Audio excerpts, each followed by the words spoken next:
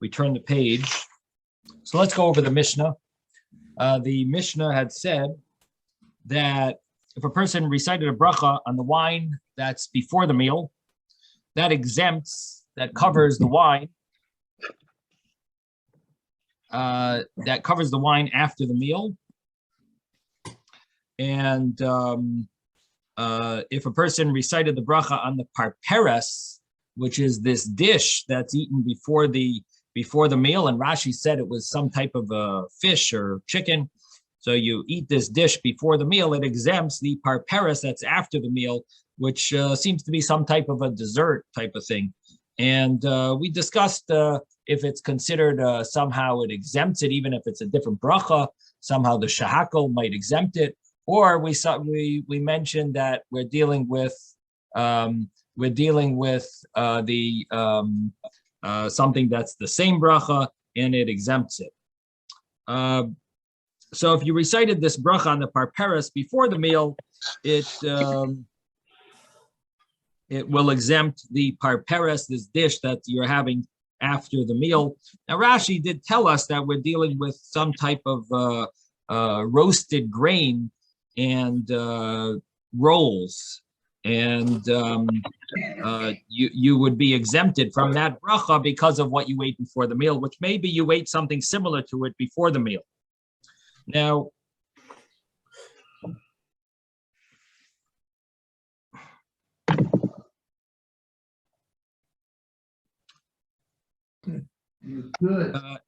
I mentioned to you these two views. One of them was Rabbeinu Hananel, which is that you've said a mezainos before the meal, and that's why it's exempting this mezainos that's after the meal. But basically, you ate something before the meal, it's going to exempt something that's after the meal. Then we jump to the next case, and this was you recited a bracha on bread. It's going to exempt the parperes, these other dishes. And All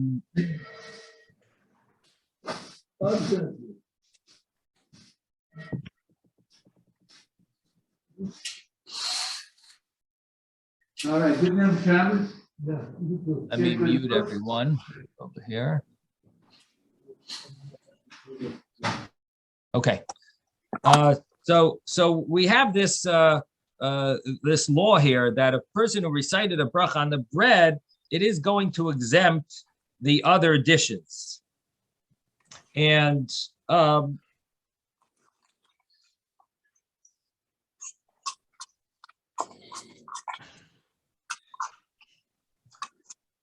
the question really is the opposite case, where it says you recited the bracha on these other dishes.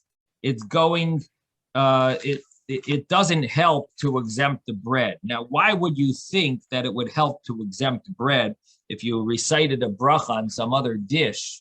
That was where we were a little stuck.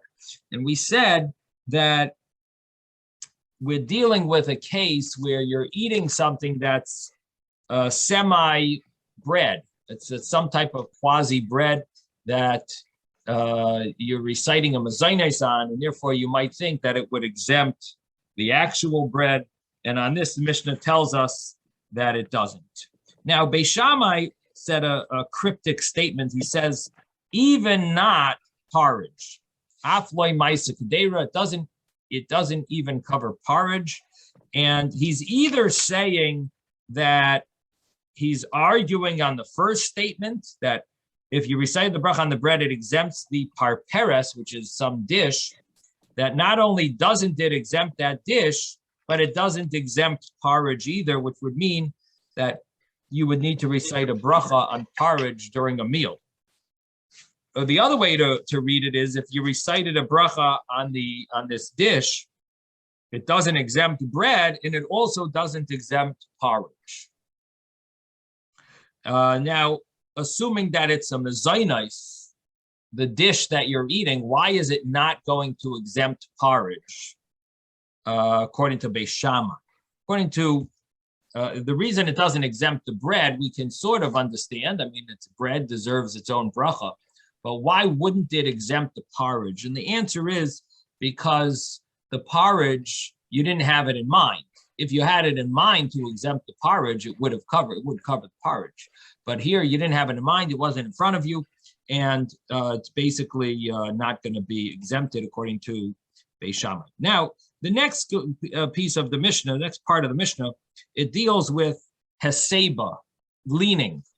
Now, it's a little different than the Heseba, the leaning that we have on Pesach.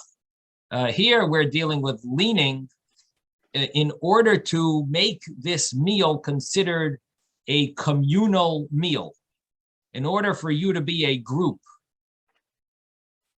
you need to have a certain, the way it was in those days was it was customary for an official meal, they would lean on some type of couch or different type of chair or bench or something, and somehow they would lean. Of course, we're not familiar with it, at least I'm not familiar with people who do this. When we do it on Pesach, it's almost like uncomfortable for, at least we do it, it's a mitzvah, we're supposed to lean, it's officially, it's the way of free people, but I don't know if we really understand how it's supposed to be done, because most people I know, I don't think feel that it's so comfortable to lean. We do it because it's a mitzvah, but it's not like, I don't know if we can relate to it, how it's supposed to be extra comfortable, but somehow that was customary, and that's what meant you're really eating as a group.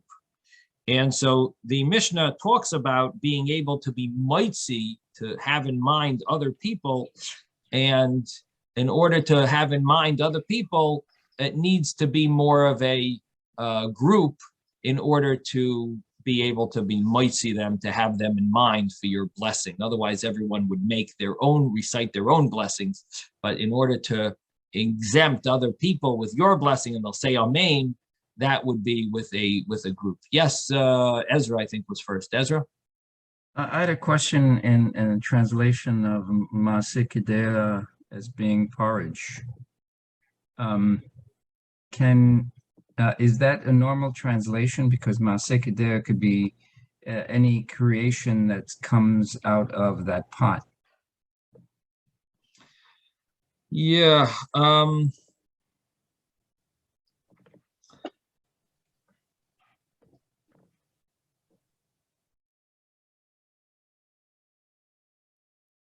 Rashi over here,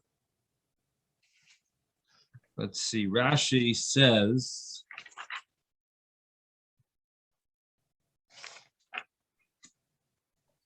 Chilka targes fetisni.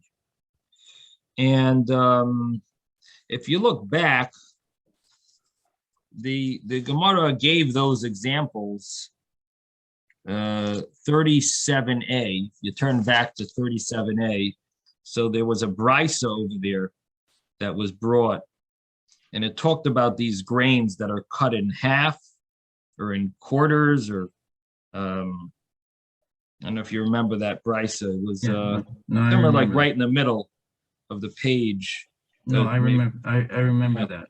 So that seems to be the case here, that it was you're having these crushed grains in some type of a dish, which would seem to be, Rashi translates it over here, that chilka is divided in half, targis is 1 into 3, zariz is 1 into 4. So it seems that that's what we're talking about, like a porridge. Right. Rabbi, Art Scroll does write about it, describes it as porridge, and even gives the recipe. And so anyways, it is, the way it's been translated is the porridge is made of grits split into halves, thirds, quarters, or fifths, whose blessing is mezonos, and see above was 37a Rashi. So anyways, it's validated by the Art Scroll. Okay, thank you. It's nice to have that as a proof, and thank you, Robert, for helping me out. Okay, anytime, Rabbi. Porridge is also mentioned in 41b in relationship to foods that come not as a result of the meal, but come during the meal. It was porridge, cabbage, and beets. And what was the term used? What was the Hebrew word? they don't I think actually it's have, daisa. I know over there the word is daisa. So it's the problem is I think this is more of a source. That's that you're right. It didn't mention it, but it didn't. It's not the you don't see the same word. So I think there it used the word daisa. But so yeah, thank you for mentioning it. Okay, Ben. Yeah, I wanted to say as far as leaning in the group, I Yeah. think it was a matter of sitting close enough to the food. So some people would lean in, take the food, lean back, let the other guy lean in. And I think that's what the leaning here means. Uh-huh. That's an interesting thought. Because I'm not, that's in a group. And And, that's you know, to get close enough to the food, they can't all sit next to the food. So they're leaning in. That's not right. the That's way. an interesting thought, but I don't know if it fits. We'll have to I see don't know if it either. fits. Yeah. I'm just thinking. We'll have to see if that fits. It doesn't seem to me like that's the meaning, but anyway, it's a nice thought. Okay, Susan, did you want to say something? I wanted to know where Robert found that part in the art scroll. It's Art Scroll 42A3, and it's footnote number 35. All right. Susan, I don't I'll know just if you write have it the down. art scroll. You have Susan, you have the Steinsaltz. I don't think you have the art scroll. Oh my gosh, no wonder I'm going That's crazy. why. Okay. Okay. Sorry. Rabbi, Yes, Ezra. in terms of the Heseba, from what I understand, each one of them had their own ouch. sofa, and each one of them had their own table. And so each one of them were served separately. I mean, the same food, but served Right. separately. So it's not as if people were leaning into one table and taking from. So Right, correct. Okay. That sounds like a good disproof for that thought. Yes, okay, good. Well, Also, well I said, think they Ezra. had people feeding them, like the servants would come, they're leaning and the servants would simply drop the food in their mouth. Uh-huh, that's interesting. Okay, that's an interesting one. I don't know if I don't know if I've ever seen that. That's interesting. Okay, so let's continue. So here the Mishnah is talking about the leaning, and in order to make it like an established meal, that it's official, they're eating together. And so it mentions that they were sitting together. If they were sitting together without leaning, then everyone recites the bracha on their own. But if they are leaning, then one person recites the bracha for everyone. And Rashi says that the leaning they would do would be on their left side, on some type of a bed or couch, and they would eat and drink with this during this leaning. And if they didn't do that, everyone would recite the bracha on their own, because it's not a kvias suuda without leaning. It's not a established meal without the leaning. It's like a fast food type of thing. And if you leaning, then it's more of a established meal. And the idea that's brought in the commentaries, the later commentaries, they try to understand this, because why can't you exempt someone else when just because you're not leaning? Why shouldn't you be able to? You're saying a bracha, you're eating the same food, exempt someone else. Why is our Mishnah implying like you need to lean? So for example, we're talking about bread here. So you're reciting the bracha on the bread, maybe the wine. So you want to recite the bracha, and only if they're leaning do you have in mind everyone else. And if they're not leaning, then everyone recites their own bracha. And why would you need the leaning? So the way it's understood is that because you are enjoying your food, each person is having his own enjoyment. It's not like you're doing a mitzvah, everyone together. each person is really on his own. I'm enjoying my piece of bread, you're enjoying your piece of bread.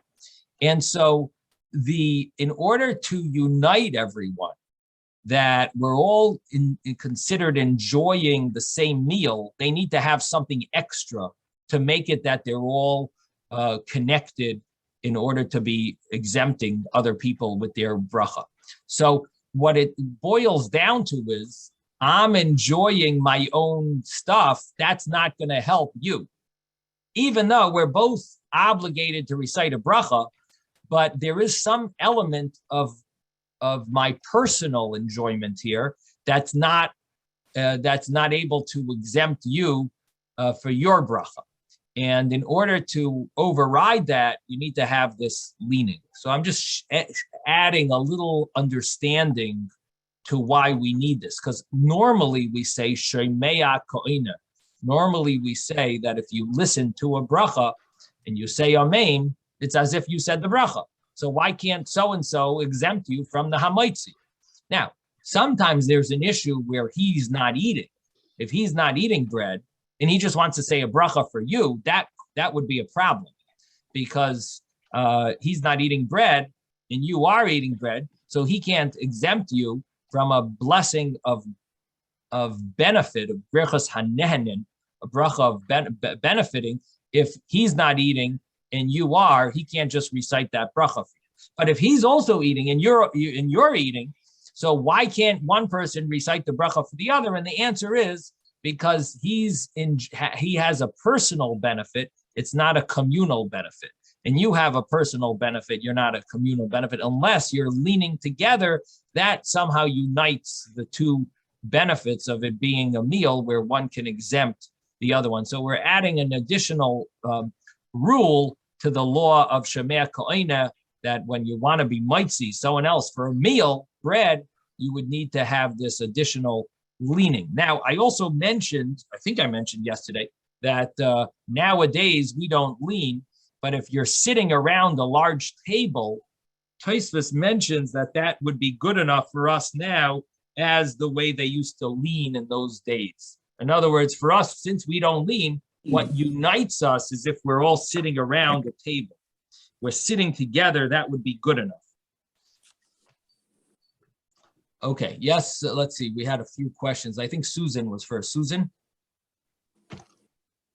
What I wanted to mention was when we went to my grandfather's and he was going to do the blessing on the bread, he would stand up and lean on the table and cut and make the little notch in the bread and start the blessings. We all had to go around the table, not sit at the table. Because remember, there's like 10 kids, okay? And we're all supposed to lean on the table and say the blessing and whatever. So maybe leaning has to do with standing. Yeah, but I'm not. On the table. Yeah, I'm not convinced. I think he might have leaned because he was getting old. All right. All right. So I don't know if it's. I don't think he was following this Mishnah here. It hasn't been practiced for hundreds of years. This leaning. Yeah. So I doubt it that was the reason. But it's a nice thought. Yes, he was old. Yeah. Okay. Ruvain, yes. Oh boy, Ruvain, we can't hear you. Something's wrong with your microphone. Let me try. You could text it maybe. You could put it on the chat.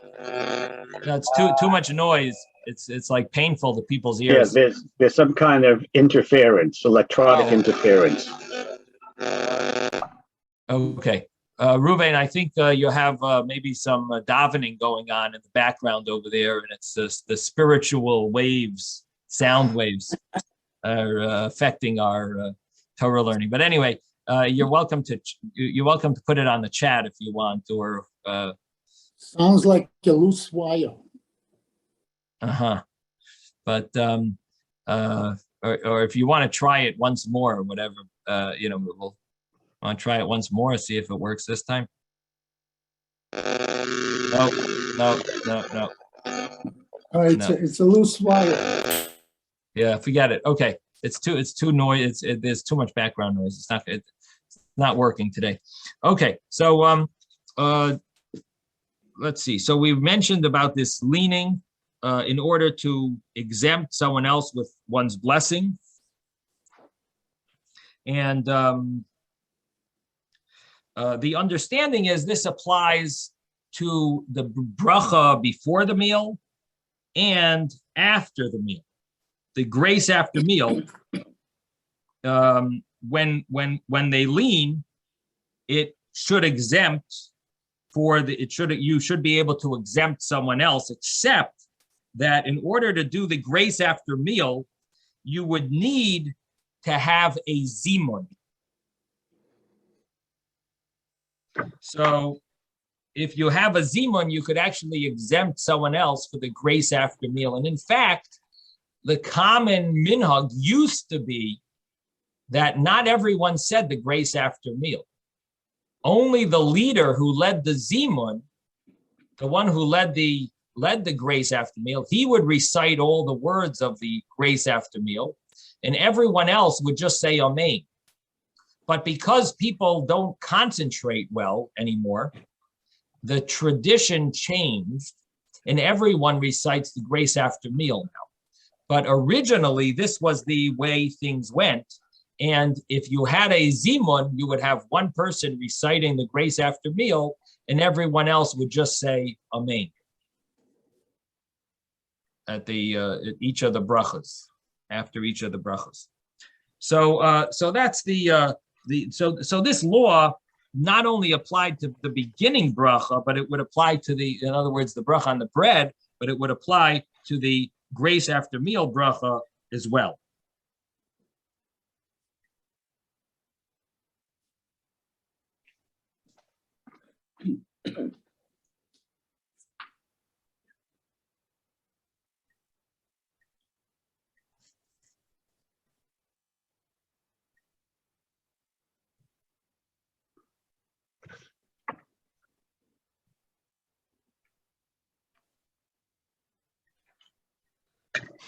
Okay, so then comes the next part of the Mishnah, and that's the next page, where 42b, and it says, if the wine was brought during the meal,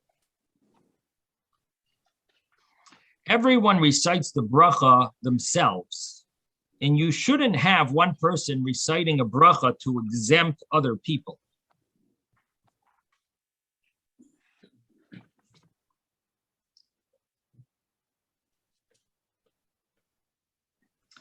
And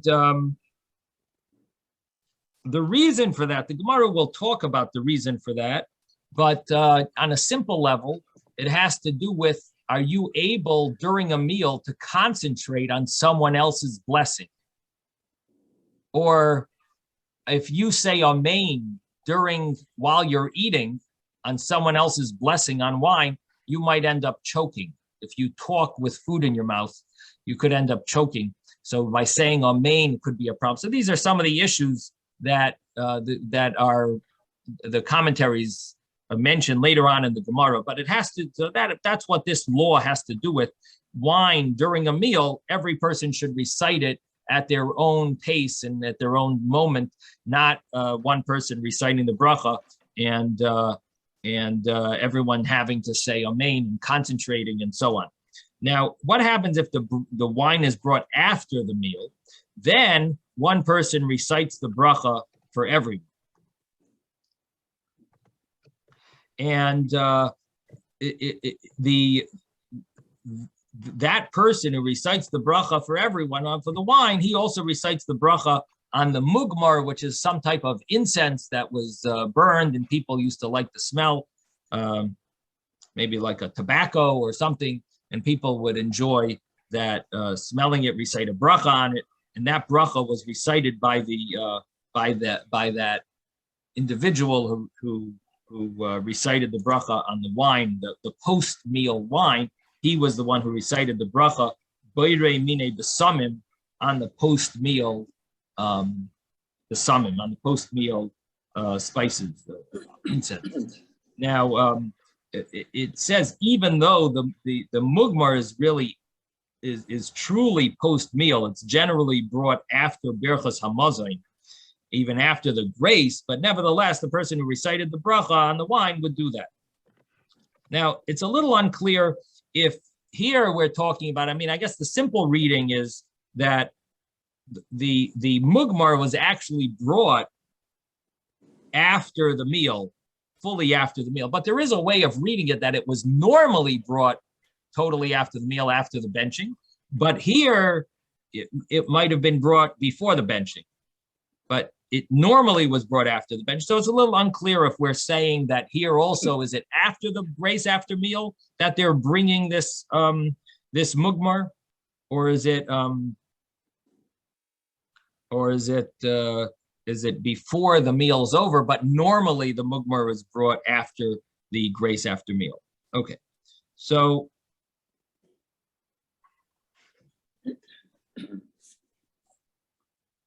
Rabbi, does it say anything about this, what kind of sense was used, what kind of smell, what particular, what did they use? well, Rashi says that it was a evkas reichlin, which means spices of merchants that peddler.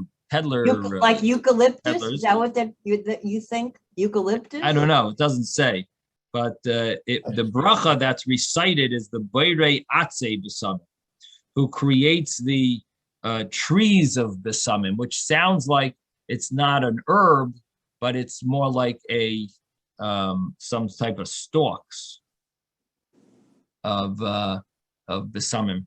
But maybe we'll see later. Maybe we'll see later. The Gemara later does talk a little more about it. So the Gemara now says, so that's the Mishnah. The Gemara now says, Amar Rabba bar Chana. We're in 42b. We're going to start on the fourth line. Amar Rabba bar Chana. Rabba bar Chana says, in the name of Rabbi Yochanan, Amar Rabbi Yochanan, in the name of Rabbi Yochanan, Laishano ela b'shabbases v'yamim tov, that wine before the meal exempts the wine after the meal. Now, we aren't so familiar with wine after a meal, after one eats the main course. I don't know if it's common for people to have that wine. I don't think it is. But in the time of the Gemara, there was a custom that on a festive meal or an important meal, they would have wine before and have wine after, and the main course was served in the middle. And like, for example, Shabbos, Yom Tov, when they have an established importance to the wine, so they have wine before and wine after. So the wine that you have before exempts the wine after. And Rabba bar Chana says, the name of Rabbi Yochanan, that this applies on Shabbos and Yom Tov. Since a person is establishing his meal on the wine. And what that means is he has in mind that after he finishes eating, he's going to be drinking. He's going to be having more wine. It's like we're going to, he's planning on this being a wine drinking party. And of course, there's a meal, but he plans that the wine that he is going to have wine afterwards, and his bracha before is going to exempt his wine after. Aval, but b'shar yemais hashana, the rest of the year, mevarech al kol kois v'kois, he would need to recite a bracha on every single cup of wine that he plans on drinking, that he decides now to drink. He is going to recite a bracha, because after each cup of wine, he thinks he's over. And so when you decide to have another cup of wine, you would need to recite another bracha. So you're sitting at this party and, the meal's over. All of a sudden they bring out a nice new bottle of wine. And so you would recite another bracha. And then the guy says, oh, take another cup. And you say, no. And he says, yes, I want you to enjoy. So you got to recite another bracha. And so each time you're having another cup, you would need to recite another bracha because you're not planning on having another cup. And Rabbi, yes. what about the idea of if it's a suffix bracha lahakel, that if it's a questionable doubt of the blessing, you are leaning, you don't say the blessing because you don't want to say a blessing in vain. You don't want to say Hashem's name in vain.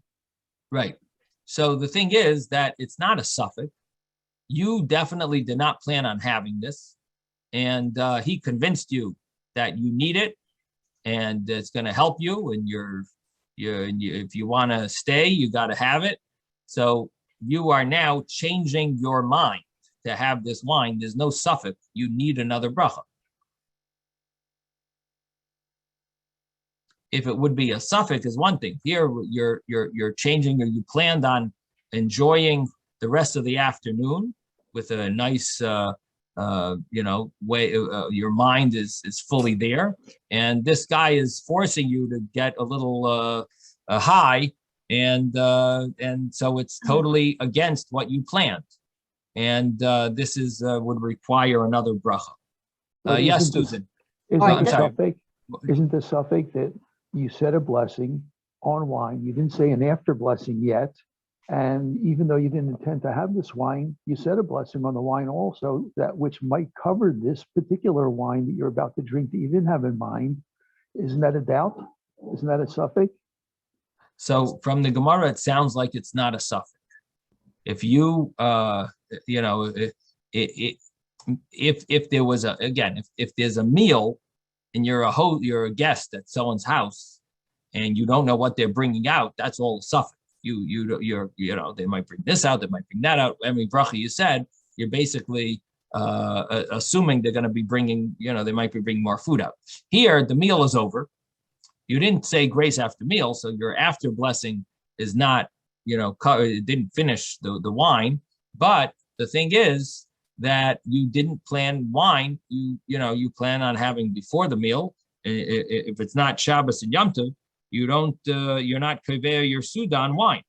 And therefore there would be reason to say that you totally are not planning. It's not like it's. I'll come out at 11:05. Okay. All right. It's not like you're up in the air. It's like you're decided. Maybe nowadays people aren't as decisive as they used to be. Maybe that's a good question that David's wondering.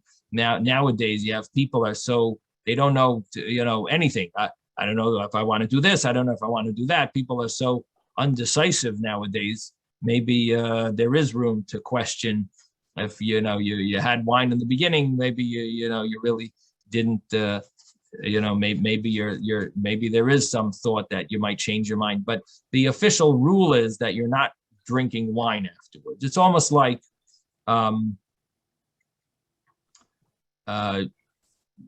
What would be an example? Certain things you eat one. It's sort of like you assume you're only having that. To have something else would be like a change in the norm. You have your cup of wine. You're not. You're not planning on having another cup of wine at the end of the meal. It's like broccoli. They're not, you serve the broccoli in the middle of the meal, together with the meat.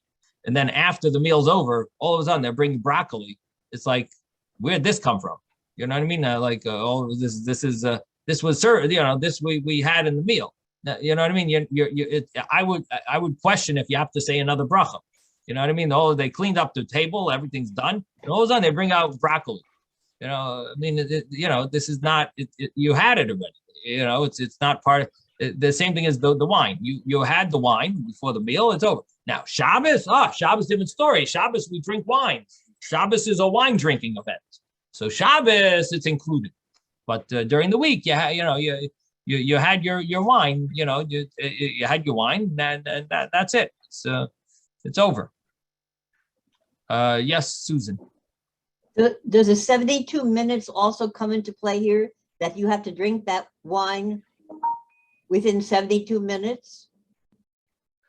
So the 72 minutes has to do with the being able to recite an after blessing before your food is digested and your meal is like automatically is considered like over, and you've missed out the opportunity to say the grace after meal because you've already digested the food, and it's after the time to Okay, to so that has the nothing to grace. do with the drinking But of the here wine. we're dealing with exempting one bracha, exempting the other foods, and You're separating the we're wine from the food, is what concentrating- you're saying. You're separating, separating the wine from other wine. We're separating the Oh. initial wine in the beginning of the meal. Now, the fact that you kept on eating and you had a whole meal, so the 72 minutes wouldn't apply anyway, because you were eating throughout this time, right? So your meal is Right. continuing. But the issue is that is this wine something that was unexpected?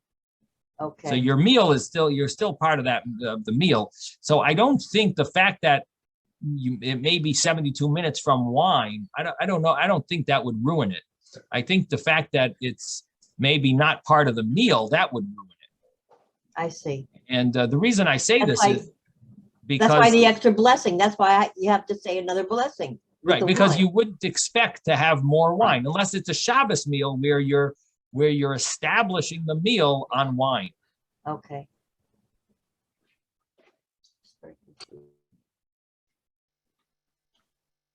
Okay, so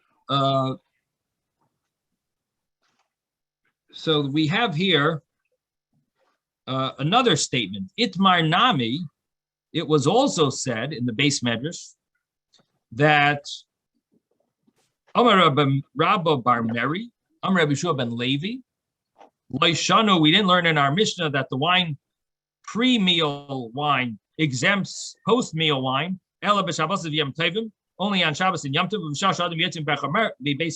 and also at a time when a person leaves the wash house, and when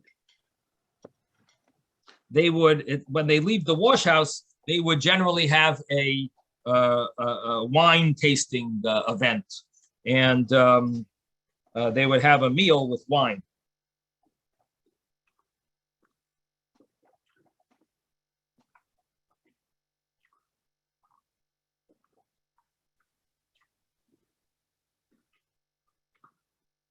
And that would be an example of that your bracha on wine exempts more than just the cup that you're having. The same thing would apply when a person draws blood after they would draw blood for medicine purposes. In the olden days, they thought that was healthy. And a person would have a meal, and they would establish the meal with wine.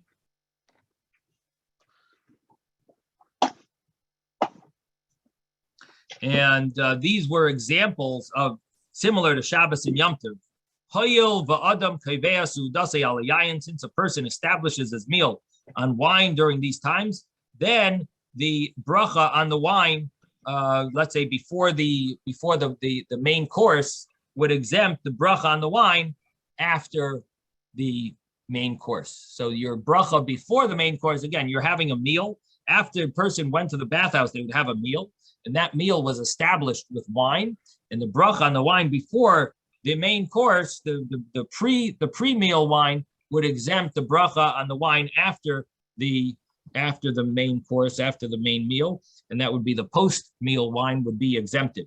But that would only apply in these special occasions of establishing a meal on wine. But b'shar yemais hashana, but other days of the year, mevarach al kol kais v'kais, you would recite a bracha on every cup and cup. Now, Rabba Bar Meri ikla levei Rava b'choil. Rabba Bar Meri happened to be at the house of Rava during the week.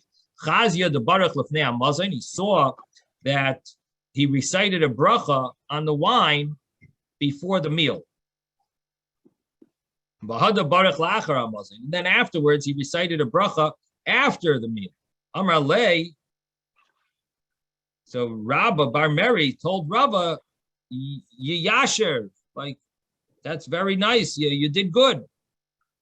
You did good. Amar Rabbi Yeshua ben Levi, and so did Rabbi Yeshua ben Levi say that you're supposed to do that because it's not Shabbos, it was Choil, and because it was weekday, you needed to recite another bracha.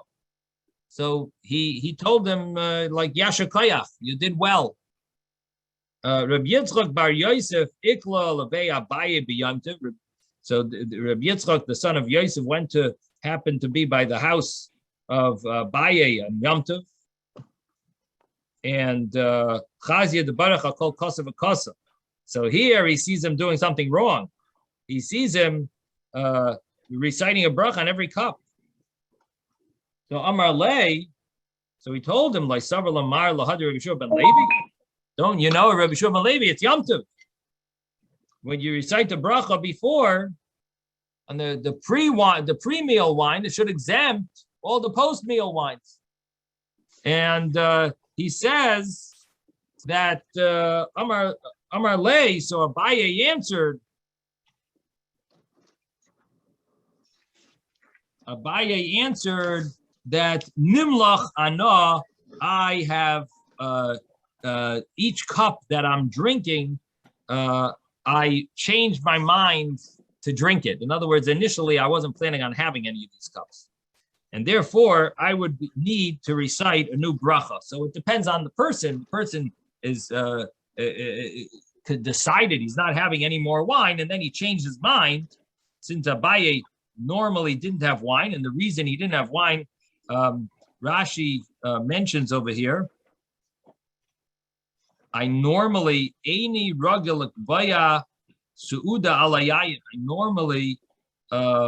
don't establish a meal on wine. And the assumption is because he was poor. He normally wasn't used to having a meal with wine. Wine was expensive. And this is based on the commentary, another commentary. So he decided now to have wine. It was something unique, something different. He changed his mind, so to speak.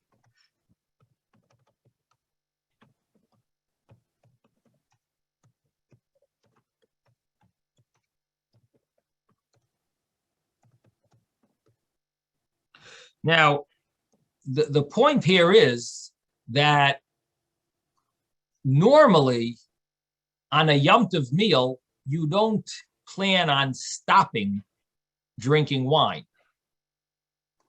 But Abaye was different. Abaye planned on not drinking any more wine. Even though on a normal Yom Tov meal, you plan on drinking more wine, he had specific intent that he's not planning on drinking any more wine. And then somehow, for whatever reason, he changed his mind. Conversation was going well, and he was enjoying himself for Yom Tov, and figured he'll figure out who to borrow money from after Yom Tov and have enough money for whatever he needs. And so he decided to have more wine. So he changed his mind from his initial plan of not drinking. But normal circumstances, normal people on Yom Tov, they don't specifically plan on not having any more wine. They set a bracha on wine, and that bracha will exempt them for the end, for the other wine that they're going to drink after the end of the meal, and even though they don't have specific intent to drink it then.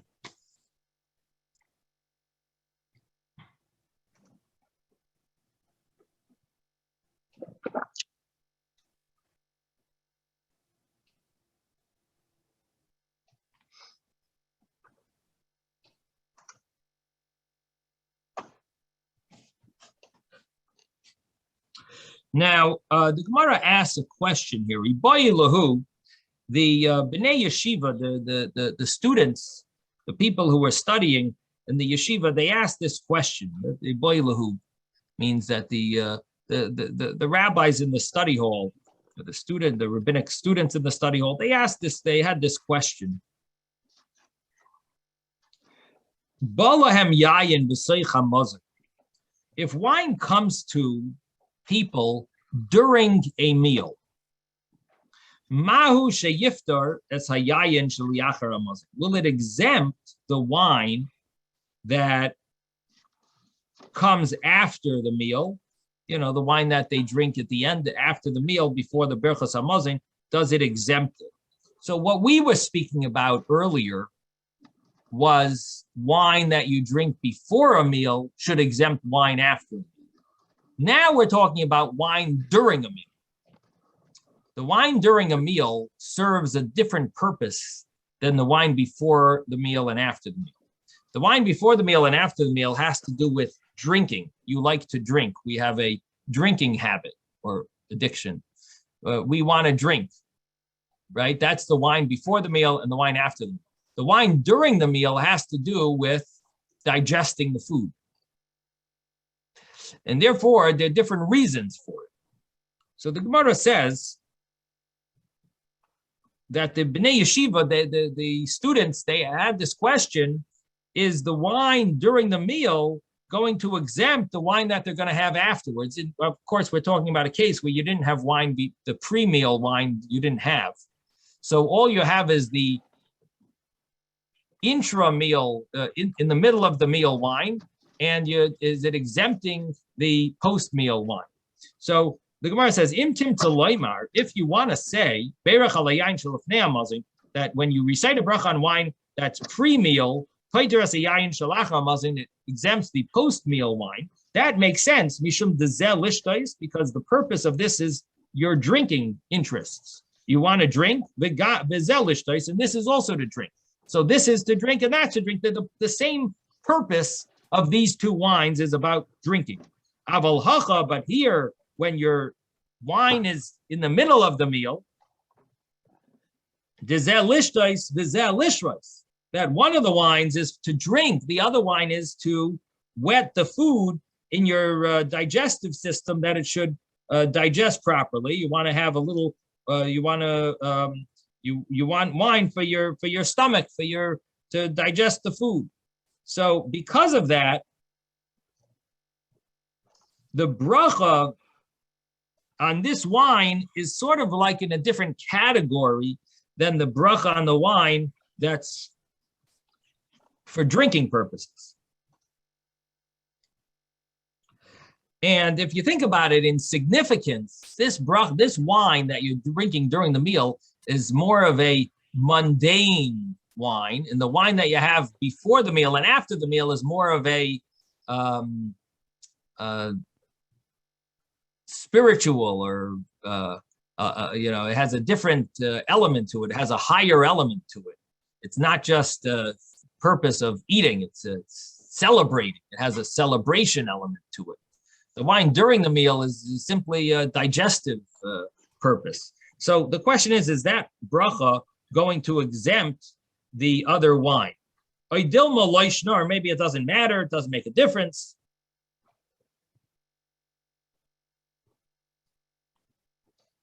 And Rav Amar Paiter, Rav said it exempts the bracha, the wine during the meal exempts the wine after the meal. Rav Kana Amar Einay Paiter, Rav Kana says nope, doesn't. Rav Nachman Amar Paiter, Rav Sheshes Amar Einay Paiter. You have Rav Nachman and Rav Sheshes here arguing. Rav Nachman says it exempts, like Rav said. Rav Sheshes says it doesn't exempt. Rav Huna, Rav Yehuda, B'chol Talmidei de Rav Amri Einay Paiter. And then you have an interesting thing here, that all the students of Rav Huna, Rav Yehuda, and all the students of Rav all say it doesn't exempt, and you would need to recite another bracha. That's a little surprising, because Rav, their teacher, seemed to say the opposite. So all the students are saying different than their Rebbe.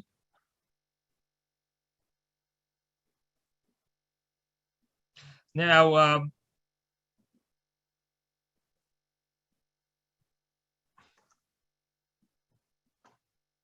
what it seems like is that Rav must have changed his mind. This is what the commentaries mention, that why would the students have argued? It must be that they must have heard from Rav that he changed his mind later on? Maybe they were drunk. Maybe the students were high, Yeah, the thing is that you're not allowed to give a verdict and give but the halacha. students, that's why they went against the rabbi. Yeah, they but they were- wouldn't be allowed to even give a verdict if they're drunk. Okay, not drunk, maybe high, maybe affected. Well, if it's affecting them differently, then Not good. they wouldn't be able to give a halachic rendering. But they're And, saying that they went against the rabbi, which is extremely surprising. Right, so we have an answer for that. He And the changed answer his is that the mind? rabbi changed his mind.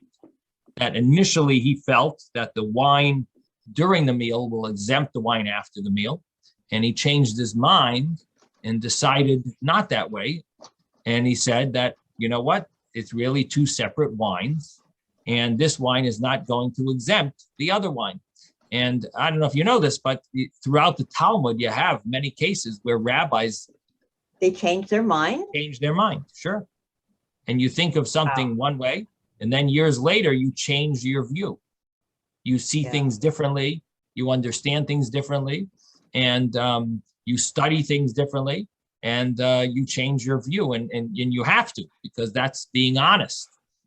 If Yeah. you see things differently, you're not supposed to We keep never the- had wine in our house. We never had wine in our house. We never had any kind of alcohol, to be honest. Right. I have no right. experience with that. Well, it doesn't have to do with having wine in your house. It has to do with the understanding and understanding the laws of blessings, really. If it's considered, if you consider that a different type of wine, and if it would be able to exempt the other wine or not. So in any event, here we have these different opinions. If the wine during the meal will exempt the wine after the meal. Now, the Gemara wants to ask a question on this from our Mishnah. Does anyone have any proof from our Mishnah if wine during a meal should exempt wine after the meal or not? Anyone see in our Mishnah? If you look at the Mishnah, it started on 42a and it continued on 42b. Does our Mishnah imply anything?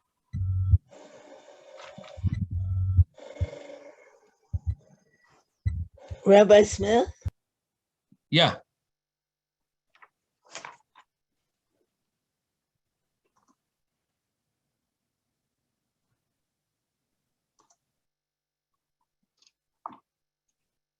Felice, did you want to ask something?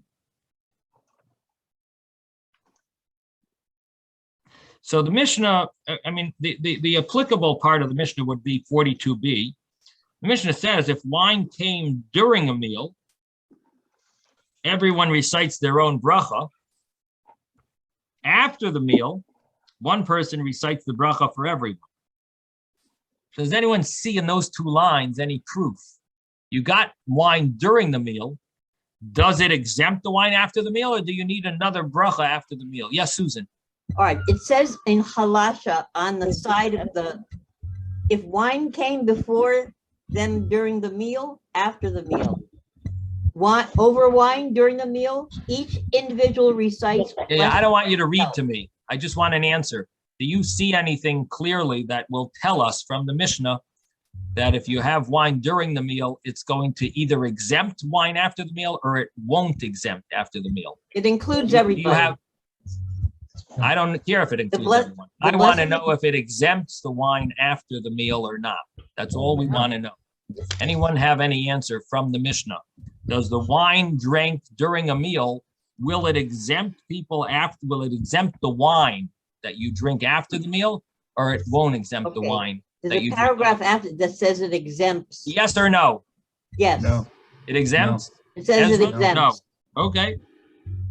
So, Ezra, why doesn't it, why do you think it doesn't exempt it? Where do you see it?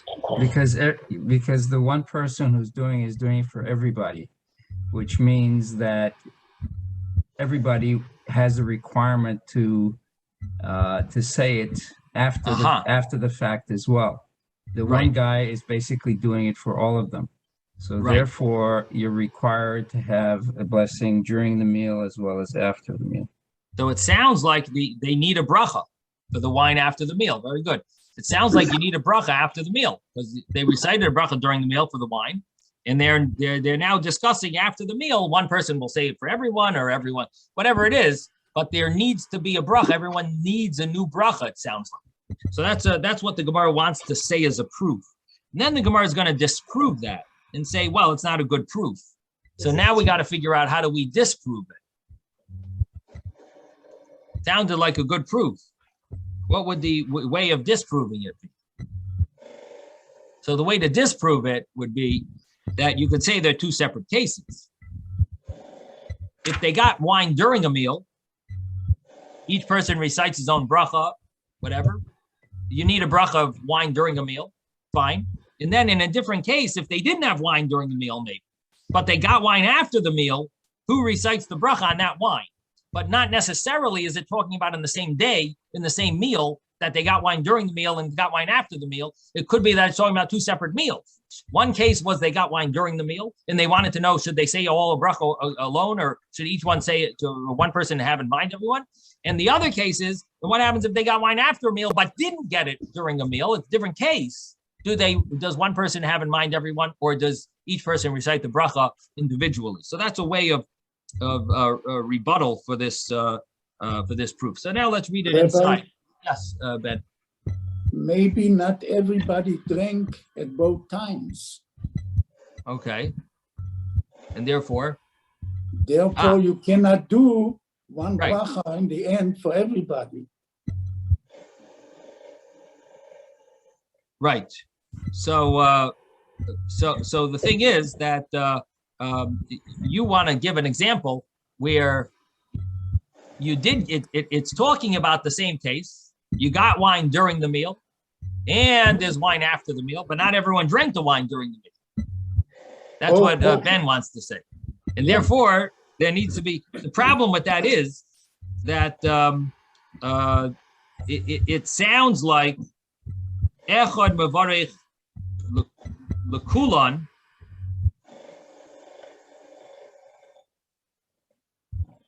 One person recites the bracha for everyone. It sounds like it's for everyone. That doesn't fit. That doesn't seem to fit perfectly the way you're saying it. In other words, he should say one person can recite the bracha for anyone who needs it. Anyone who didn't drink. It doesn't say. It says one person who is mavarich lekulan. It sounds a little more like it's referring to everyone. But the Gemara says it a little differently. It's not a major difference in what you're saying, so you're not totally wrong. But it doesn't seem to give that specific example. Let's read it inside. Esrei Rava Rav Nachman.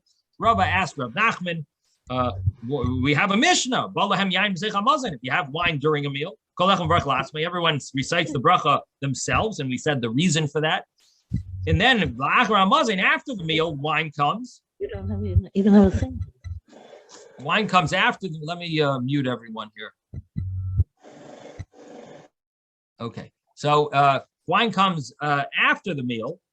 So the wine came during the meal. Everyone recited the bracha themselves. After the meal, one has to recite the bracha for everyone. Sounds like you need two brachas. You need the bracha for the wine during the meal, and you need another bracha for the wine after the meal. So Amarle, so Rav Nachman answered him back and said that it's not a proof. This is what the Mishnah means.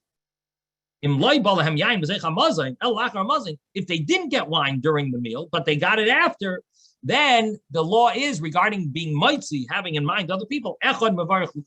One person can recite the bracha for everyone, and so that's the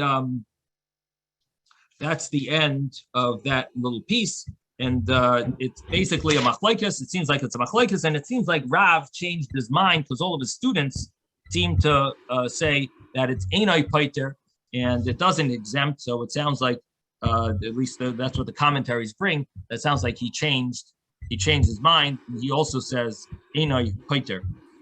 The next Gemara is a very simple thing. Yes. I'm sorry, I was having trouble with my mic. I wanted to know if all of this applies to grape juice. Because a lot of people don't drink alcoholic, but they use grape juice. Right. So it would seem that it does that it would be the same ruling. Number one, when you drink grape juice during a meal, you do need to recite a bracha. It's not included in the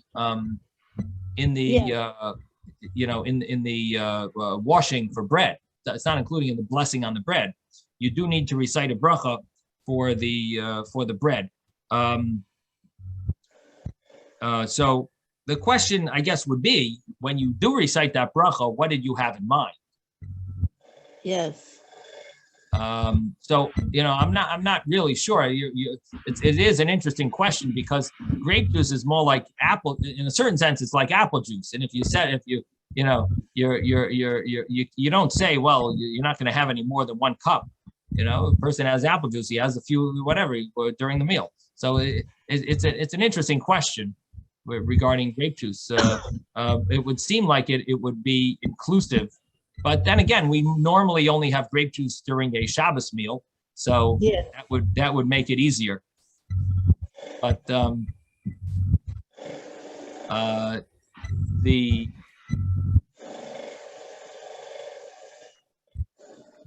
it would seem like it doesn't apply so much. In other words, you heard Kiddush, and so it covers the grape juice and it covered it for the entire meal.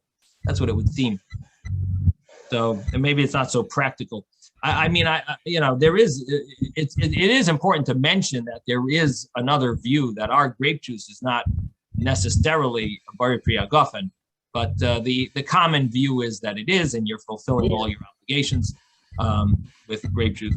Okay, so the next little piece, I just want to read it because I want to keep on moving. Berach alapas pateres aparperes. If a person recited the bracha on the bread, it exempts the parperes, it exempts the dish, the side dish. Ala parperes, but if you recited the bracha on the parperes, like the side dish, loy pateres apas, it doesn't exempt the bread. And Beis Shammai says it also doesn't. Something also the porridge is also not covered. Now the question is, what did Beis Shammai mean? And we said this already in the Mishnah, so that's why I'm just going to read it. Ibayilahu, the Bnei Yeshiva asked the question about this part of the Mishnah. Beis Shammai areisha pligi. Does Beis Shammai argue on the beginning sentence where it says you blessed the bracha, you said the bracha on the bread, it exempts the parperes, and Beis Shammai would be saying not only doesn't it cover the side dish, it doesn't cover porridge either.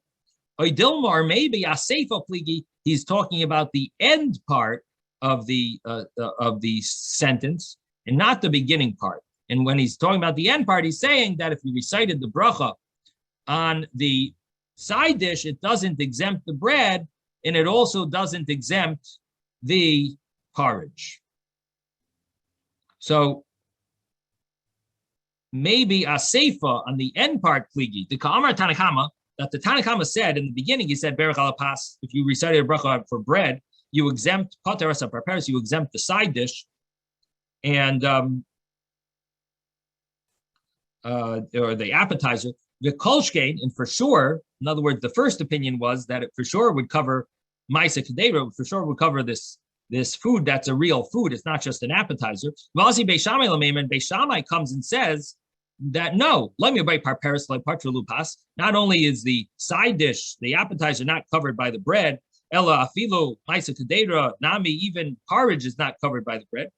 Like patra, it's not exempted. Or Dilmar, maybe a seifa, please. Maybe he's arguing on the seifa. Really, really porridge would be covered for that, but the case was different. But it's on the seifa where it says berach ala parperes. You recite the bracha on the side dish, loy patar as a pas. You don't exempt the bread. Pasu de loy patar. So the first opinion would be that it doesn't exempt bread.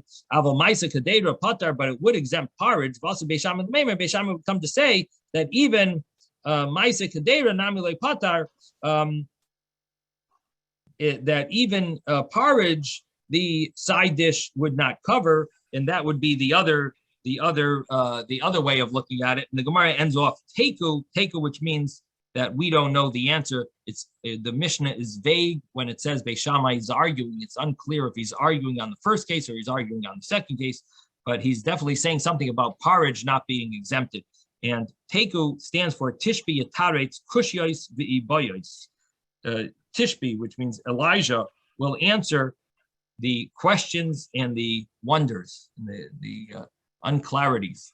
And so that's the conclusion of this little piece of Gemara. We're going to have to stop here. Sei gesund, everyone. Have a wonderful day. Thank you, Rabbi. Everybody take care. Thank